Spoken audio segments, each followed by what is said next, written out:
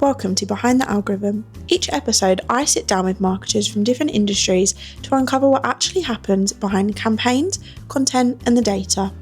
Whether you're trying to break into the industry, learn something new, or understand the ever-changing landscape, Behind the Algorithm is here to inspire and start new conversations. Hi everyone, and welcome back to Behind the Algorithm. Today we have Will. Will works Hello. at the BBC, and I've known Will since we were 18, so yeah, let's just get into it. Yeah. So, can you tell us a bit about your role and what you do? Yeah, so I'm a social media executive in BBC Sounds and Radio 4. I literally started 2 weeks ago at this time, so still trying to get with the grips of it, but basically my role entails basically you get given like a podcast series, for example, and you decide how you want to present it on social to make it like appealing to the target audience, the audiences. Yeah, It's a bit different because you were an apprentice at BBC as well, weren't you, before? Yes, so literally about 3 weeks ago, I was an apprentice, and that was in the TV team. So it's the same role, but a TV coordinator apprentice. So that's kind of doing everything I'm doing now, but just on TV. So my team was BBC Three, and I got to work across like iPlayer and Master Brand, which is like the main BBC brand. And yeah, just be creative, which is fun. So jealous of your job. Not that I saw it. So how long did it take you to get your role at the BBC?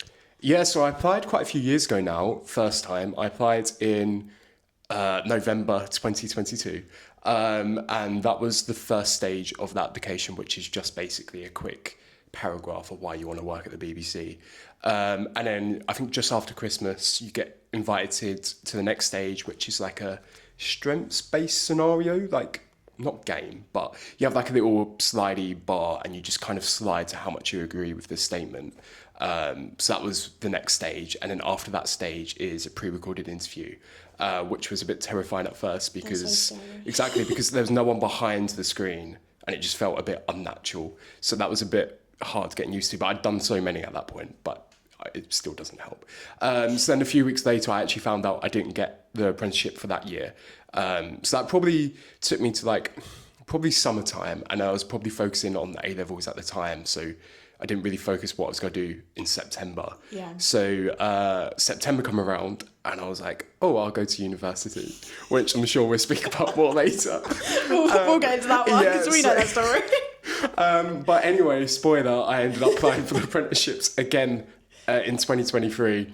And then, got the role. So, yeah. Amazing. Yeah, we're definitely coming back to that one. Who is the most famous person you've met, if you can say? Yeah, it's a very hard question because every day you see someone and it kind of slips your brain, slips your mind. You just don't think, oh, I'm seeing all these people exactly. in your role as mad. Like you could get into the lift and you'll be joined with, I don't know, someone crazy, but you kind of just can't do anything. You just kind of have to get on with your day. Yeah. So I would say, it's pretty cool. I went for lunch and there's a little, I don't know, it's called the Plaza outside the building, and The Rock was filming something for radio, I think. Oh and he was just standing there with people around him, and I was like, I would have cried. That's cool. Yeah, but it's you didn't expect that. You went out for lunch and he's standing there. I feel like you just don't expect, when you're in a role that's in such a big company, you don't expect seeing the people you're going to see. Exactly. I mean, I can't relate, but no, it's so true because I did a placement on Strictly,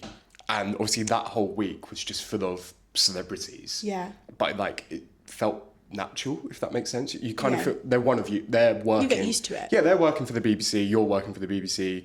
It's kind of you're not colleagues, but you're there to do your job. Yeah. So you're kind of there for the same reasons, just in very different worlds. Capacities, yes. Yeah. Love that. What's been your favourite campaign you've worked on? Oh, that's a good question. So this is going back to the apprenticeship. I'd probably say, that's a really good question. There's so many. I think all the campaigns were good in their own way. So the last one I did before my apprenticeship ended was Dragon's Den. So that was quite a big one. And it was I'd watched that show for years. So getting to see the behind the scenes of that show was crazy.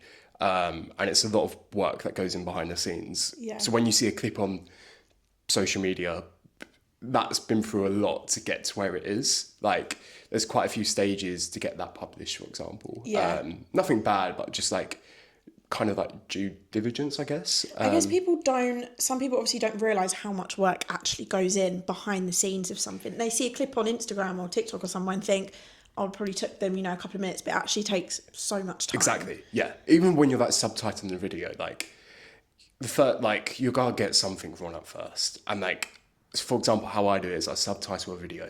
I'll come back, depending on the timescale, I'll come back in maybe like an hour to re-look at the subs, to then see, I'll probably like missing comma, for example, which I didn't see the first time round. It's always having like double checks. Exactly, yeah. So you feel like if you stare at it for too long, I feel like this all the time. If I stare at something too long, I think, right, there's definitely some sort of spelling mistake, but I can't see it. Exactly. So I might have to take time away, go back, and then it's just sitting there and you see it. And it can make you quite like paranoid. Like, I sit there like, is that right? Is that not right? And let's see, with social media as well, like everything's online. Yeah. So if it's not perfect, you're going to stress because Exactly. you know something's wrong. Exactly. And even if someone else doesn't notice it, you'll notice it yourself. Exactly, yeah. So, it's paranoia. There's quite a few processes to make sure that doesn't happen, but something's always going to maybe slip through. And then when you notice, it's awful, but yeah. It's a scary process. You're always scared of getting someone like told off. I remember sitting at work and I check every morning our scheduled posts because I'm terrified that something's going to be spelled wrong. Exactly. I did it once when I just first started and it came out and my boss noticed and put it on our group chat. I was so embarrassed. Bit harsh. I was like, oh well, I'll change it for next time. So we're on to my favourite question. So why did you drop out of uni? I think I rushed it. So I applied, I think it was September. I'd just come back from holiday, so it must have been like the 15th of September. I applied for clearing, I want to say. Yeah. And that said I could start in like 2 weeks or like a week. So I was like, oh, that's great. So I went to, it was like just a TV course in Greenwich. And I was like, oh, that sounds great. Like I can commute, I don't have to move out. But I think looking back, it would have been better to like go somewhere further. Because it kind of felt like a job. Yeah, I get what you mean. Because you're commuting. Yeah, you don't feel like it's uni. Exactly. And I was working a part-time job at the same time. And I was like, that means I'm going to have to stay here for like another 3 to 4 years. And I'd already been working there for 3.5 years. And it was like working every weekend. And I was like... It's my favourite job of yours. I'm actually going to tell a story because it's actually really funny. So we used to work at BP. My life. I came in once. This was when I'd only maybe met you like a couple of times. And I went to fill up with 18 though, yeah. We were 18. And I was in my pyjamas. And I was going to fill up petrol. And I was like, well, I'm going to have to get out of the car to pay. Not thinking I'll see anyone.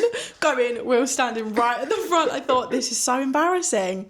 But it's okay, it shaped our friendship. Yeah, exactly. And like the people you serve in that petrol station, but like half the time they were famous as well. So. The position of where it was. Exactly. We won't get into location, but you're going to see there's people. There's some few nice houses behind. So uni, going back to uni. Oh yeah. Completely off topic. I think it's really important to show that even if uni isn't for you, it's okay to drop out. Like, it's no one's gonna, it can still get you to a great place. Like, you dropped out of uni and you're at BBC. Do you know what I mean? Like, it's not gonna put you far behind. Exactly. And I think another factor was like my class had about 7 people in, and I thought that was a pretty small class for like 3 years. Like obviously you get to know them, but I was like, I don't really know how.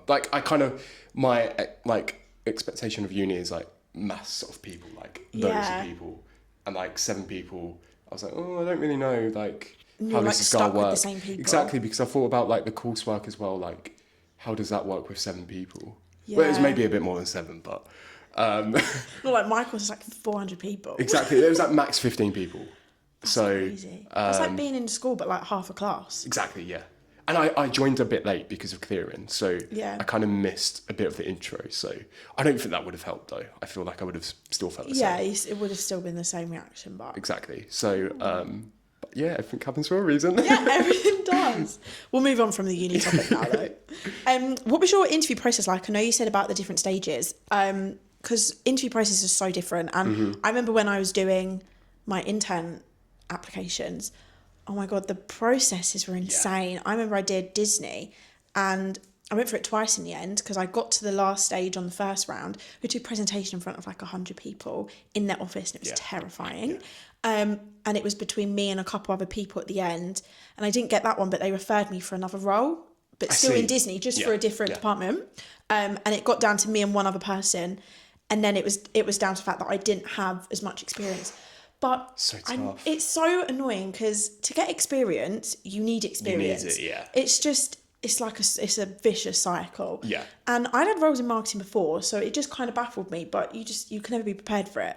But yeah, tell us about the process. Yeah, so I think as well, like, experience at the BBC, like, I had nothing. Well, I had like a bit, like, I did film studies, stuff like that. Yeah. But other than that, telling me in like the first 2 weeks, I was like working on my first campaign, which is crazy. So That's mad. I feel like, yeah, the BBC are really good at like taking people in with no experience. But and you kind of, I think the experience they look for is the interview process, because it's quite a long process. So if you can get through that, you're fine. Things, I guess they can see your personality through that, and that's probably what they're looking for. They want to shape you. They don't want to do it on your past experiences. Exactly. And I always say you can't fake your personality during the BBC application stage, because it's so long. You'll forget how you was 6 months ago. Yeah, you can't. And then they're fake gonna it. see that, because that's how you kind of see it. Yeah. But so you start off with like a written application. No CV, no cover letter. I love that. Yeah, so it's just on like, can't remember how, maybe like 2,000 characters, so not much. That's good. Exactly. And then, so after that, you go to the strengths-based one. So it's just, again, your personality. Yeah. Next one's the interview, pre-recorded interview, which is kind of like the questions aren't related to the role. So again, personality. But that process is, that interview stage is really hard. Like, I know people like, some of my friends got to the same stage, didn't get through, applied again. So that is the hardest stage, I'd say. Yeah. Because the next stage is an assessment centre. But that's kind of like a normal job interview. Yeah. Just with a group task chucked in, which is, that it's actually not that bad. I always think they're the best ones because it just shows how you're going to work in a team, isn't it? Exactly, yeah. And if you get a good team, you'll probably enjoy it more because you're kind of just bouncing off of each other anyway. Exactly. Even if you get a bad team in the group task, you can just, if you can not stick up, but if someone's not talking, you could stick up for them and be like, have you got an idea? Yeah. And then that makes you look good as well. Exactly. So it's always a good bonus. Yeah. So, so after that, you go into like after the group task, you go into like a one-to-one interview with, I mean, it's probably different for all the apprenticeships, but you go into group interview, an actual one-to-one interview with someone who you'd be working with. Okay. So in my instance, it was 2 people. And it was just 45 minutes, like a normal interview. Yeah.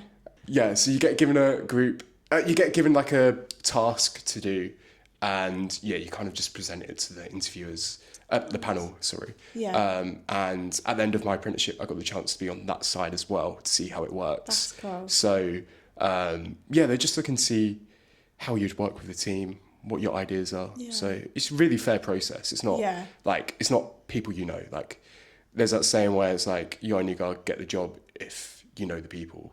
But like this, no. Yeah.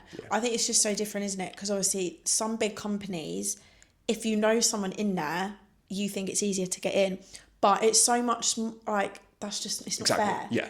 Because you could be put with one other person, that other person is so much better than you, but you've just got in because you know someone. Exactly. And I just think it's ridiculous. Yeah. But and I do think TV kind of does work that way, which I've seen from like, just like past, like people I know.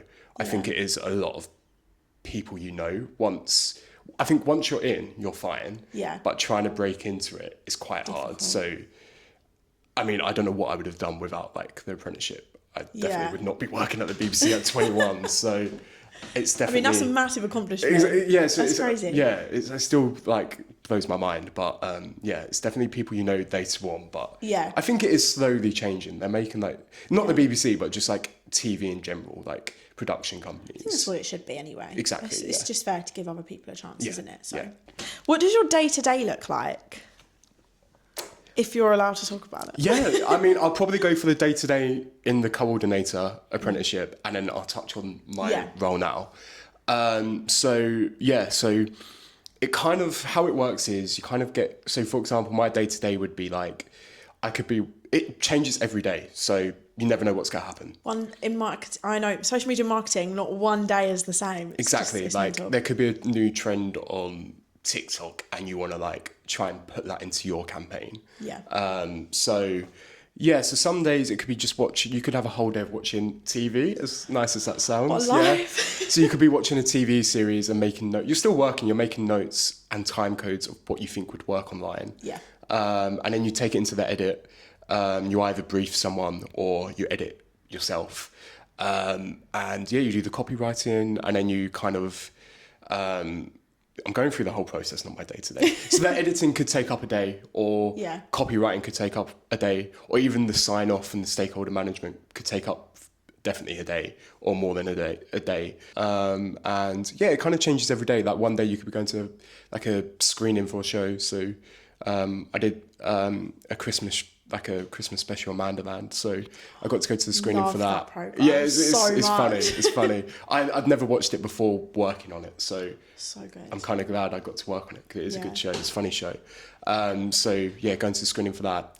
You get to meet the cast as well, so like. Jealous. So jealous. So sometimes you could be like filming with them. I mean, I didn't that time, but you could be filming with them to get some content. Yeah. And then you take that into the edit the next day and stuff like that. So it's just every day so different. I feel like no one's day in social media marketing looks exactly no one's. Yeah. It's kind of the same to my role now, but like for example, I could be writing a brief for maybe some podcast presenters to film some content for when the podcast launches. Yeah. So that's what I'm currently doing right now. So it's kind of the same, but yeah. Exciting. Yeah. Oh. If you had to start your process all over again, knowing what you know now, what would you do differently? I don't think I'd do anything differently. I think... You do the exact same? Yeah, because I think if I knew what I knew now, I would overthink everything. That's so true. Like, even these questions, I haven't really... Like, I know you sent We'll them... just look over any of these. Exactly. I know you sent them to me, but I was like, it's best if I don't look at them because I'm going to just... Yeah. Because if I forget what I was meant to say, it's going to throw me off. Yeah, and then you're trying to think, like, not in like a script, but like, I feel like you'll just think differently. Exactly. And it will put you off so much more. Yeah, and I think that would show in interviews. Like, yeah, so like I could maybe do loads of research for a job, but then it's authentic, but it's not at the same time. Yeah. Like, as long as I only apply for a job if I was like really passionate for it. Yeah. So like, it's still good to do your research, but if I did too much, I think you go down like a slippery slope. Like, I think they can tell as well if you've researched too much. I feel like they can tell. Like, they will know that you're not just being your oh my god, authentic, your authentic self. yeah. I think if I had to interview in the afternoon, I would look over my like prep before, but maybe like 2 hours before, like 1 hour before. Yeah, just to brush up. I won't look at anything. Because you won't look at anything before? No, because then I go into the interview and the chances are they don't ask me a question that I've prepped for. Oh. And it throws me off. That's actually really smart. Thank you. I should have taken these notes before I started applications. Yeah, so I try not to... I mean, I do look at it, but I don't like go into depth. Yeah. So I might just start going on like, watch TV or like go on TikTok, just take my mind off it. So I had one like before, like a few weeks ago, before this role. And literally 10 minutes before, I'm on like scrolling on like TikTok. That's actually so smart because it does just take your brain off of it, and then you're not so nervous. Yeah, because otherwise you're looking at the team screen of waiting to be let in, and that's probably the worst. The most terrifying thing. Exactly. Sitting there and you just see your little screen, and you're just like, when am I going to go in? Yeah. Who's going to be on the other side? I always go on LinkedIn as well to see who they are. Oh, yeah, if I've got their names, you have to stop. I'll have a look. Yeah. That's the main part. What do you wish someone would have told you before you started your journey? This is where I should have looked up the questions. Probably it's because they're so cringe. Oh, it's fine. Don't give up. No, but it's true though, isn't it? I know it's like one of those cringy sayings, but it is true. Yeah, I think because I applied before the BBC Award and during the BBC before I got the job, I was applying for like loads of apprenticeships and even like job roles that were like entry level. And the amount of times, I think I only got through to like one actual interview out of all of them, or two, including the BBC.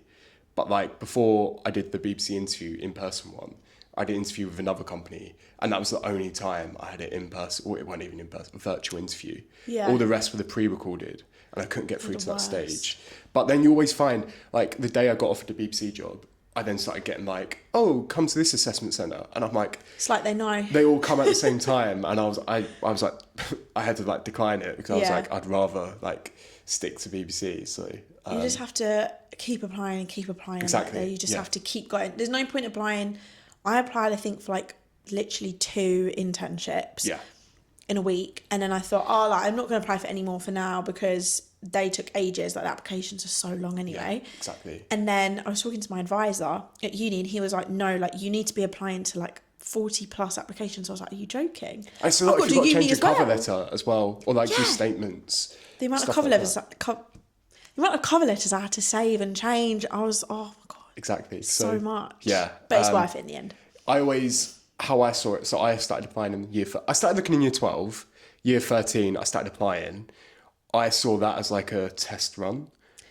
Yeah. Because I was getting through to stages, but I never got anything. And then I kind of, because I did so many in year 13, I got to know how it works. So when I applied in like, when I weren't in sixth form and just working part-time, I knew what my weakness is. I mean, I had no feedback, but I can kind of guess. You can kind of go off of it. Yeah, When you've done so exactly. many, you can kind of see where you think you're going wrong and where you're doing things right. Exactly. And like in September, after I left uni, I had all the time in the world other than working like 3 days a week. So Yeah. I just put all the time into that. And yeah, so, and it's... I like that one. Yeah. Don't give up. And if you get like some apprenticeships offer you the job in like November or October, you've then got, you could probably work until it starts in September. You could just do anything, go away, travel.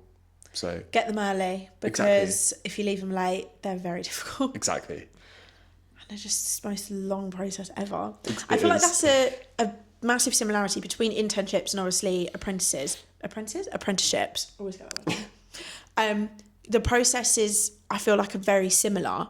It's just the outcome's different. Like, your role is different. Yeah. But the process is so similar. Like, so many people are going for them, and there's more people going for them than roles. Yeah. And it is just so difficult. Like, you're literally fighting against thousands of people. Yeah. I mean, some companies only have like 2 spaces. It's mad, Like, isn't it? Yeah. So crazy. I think even getting to like the assessment stage of an application is like a pat on the back. Yeah, massive accomplishment.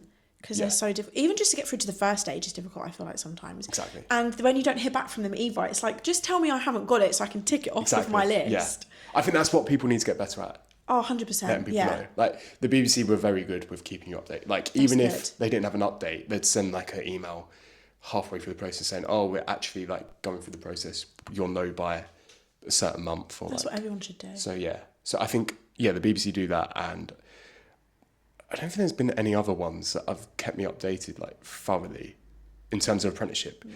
You'll find jobs they're better Yeah. because it's normally to get through to an interview. They kind of only got like 6 more people they're Yeah. looking at, but like they've got apprenticeships is like thousands. thousands, like 20,000 or something. It's terrifying. Yeah. Anyway. Have you ever had a moment where you seriously doubted yourself or wanted to switch industries? Probably, but I don't know what I'd switch to. That was my issue. Like I definitely Okay. thought like this is like before I got the BBC job, I was like, how do I get into TV? Yeah, you knew you wanted to do Exactly. Like the only way to get into TV is an apprenticeship, a runner. But even a runner, you need to experience. But how do you get the experience? It's just the vicious cycle again. Exactly, so- it's the experience part. Yeah, to be honest, I just don't. Or someone you know, and I don't know anyone. Yeah. So yeah, so I think when I kind of knew that, like, because when you first start applying, you're like, you don't believe that. You're like, oh, it's fine, you'll get in somehow. But then you start to realise the only way in is an apprenticeship, someone you know, or like a runner, admin, assistant, Just or stuff working like your way that. up. Yeah, working your way up. Yeah. But then you've got to think like thousands of people go for the apprenticeship, thousands of people will go for them like entry level jobs. Yeah. So it's like, it's not luck, but it's a bit of luck at Yeah. the same time. Yeah. So, Manifestation. exactly. So I think I definitely probably doubted myself when you was getting all like rejections and stuff. Yeah. But I don't know what I would have switched to. Like, I definitely doubted it, but I just have no idea what I would have switched to at all. Maybe, Interesting. yeah. I mean, I do like marketing, but then I kind of see, I mean, my role's not marketing, but Yeah. there's similarities. Yeah. I feel like there's always a little bit of a crossover in Yeah, between yeah, certain roles. I feel like marketing is such a big, I say big word, that makes no sense, but like I feel like it's massive. an umbrella. Yeah. An umbrella? Yeah. No, yeah, I'd say Umbrella that. term? Yeah. Because there's so many things under it that link into it. Exactly. So I could do some copy and make it like search efficient. Search efficient's like marketing, I assume. So it's kind of the same. And you, like, for example, when I was working in TV, I was working with marketing all the time. Like, they do the trailers and stuff like that. They deliver it to you, etc. So it's a lot of crossover. Exactly. I feel like there's a lot of roles like that cross over. Yeah. Like, there's so many you could go into from it. So Exactly. I guess like if you're saying switching industries, probably in the same industry, just like a different role. yeah. Sort of thing. Yeah. Interesting. What's one thing, if you're allowed to say, about your job that no one talks about? Ooh. I don't actually. Oh. This could literally be like anything. Yeah. Tricky question. I thought it's Yeah, I feel like my experiences, everyone I know has been pretty open about like work. Yeah. But then probably just how fun it is. Like, people do say how fun it is, but it literally is fun. Yeah. Like, I supported like the Traitors campaign like last year. That is sick. So like, to me that was like, loved that. Yeah. So like, I think sometimes because you're so busy with work, you forget how fun, and like, to say you've done that is quite, that it just sounds like fun. Like, everyone's watching it on like a Thursday, and say like you're making something for that episode. Yeah, that's crazy. Stuff like that. So I think, and it's a massive series. Exactly, yeah. So That's I was doing brilliant. like the comment, like every time you see like a reaction, like that was kind of my role, just like kind of, I don't know, post that comment on like a picture. Yeah. And make like memes and stuff. That's so cool. So I think that was fun because I enjoyed the show. Yeah. And So you can kind of relate to it more because you enjoyed it. I think as an apprentice, that like when I went into the apprenticeship, I knew what the team was going to be, like what I'd be kind of doing. Well, not really kind of doing, but like the basis of what the team does. Yeah. I thought I was going to be kind of like making cups and teas and coffees and stuff. Yeah. So I think there's quite a bit of confusion with like apprenticeships and like what you actually do. I think like the responsibility I got given was quite literally crazy, but in like a good way. Like, I loved it. It was insane. And I think as well, like, I kind of saw, like, when I started, I was like, kind of felt like I was in, well, not when I started, but before starting, I felt like I was going to be like in school, not in school, but like in like a, You feel like you're kind of under a teacher and someone's yeah, telling exactly, you the whole time. but it's not like that. So I feel like people know that, but you don't really see that online. Yeah, no one really talks about that you actually get quite a bit of independence. Exactly, Yeah. like the independence, yeah. The social life, I think that's something else no one talks about, because I see a lot of like, oh, you're like studying like so much. But like in my experience, I got given like a block of time where you're not working, you're just studying. And that's when you get your studies done. Like, nothing for me ever crossed over into my work. Yeah. Do you have like certain days, or is it like periods of time? Yeah, I don't know how it is now, because I think that it has changed slightly, but I had like, so I'd be working, and then maybe like every 6 to 8 weeks, you might have like a 2 days or like a week where you're either on Teams or you're in person in the training provider's office. Yeah. And you like just do all your studying then. It's not even studying, it's more, well, for me it weren't, because it was like TV, like it's production. I mean, you are studying, but it's not like you're sitting at a desk all day, like writing and doing like assignments. It's different. And you'll get given an assignment and it will get completed within that study week.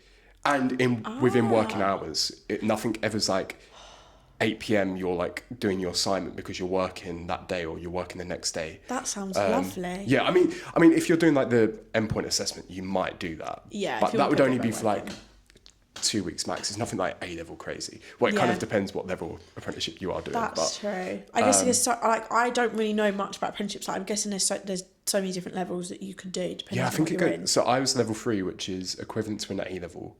Okay. But like, having done A-levels and how much studying, The A-level, knowing that this was A-level, I'm like, oh, that was quite, not easy, but it was like... It's different. It's different, yeah. So I think it goes up to level, I don't know, 7 or 8. Oh, wow, and I think okay. 7 is, anything above 6 is university. Right, got you. So it's like the different, yeah, you kind of work your way up to it. Exactly. And you do, level 6 is like, well, it's like 3 years.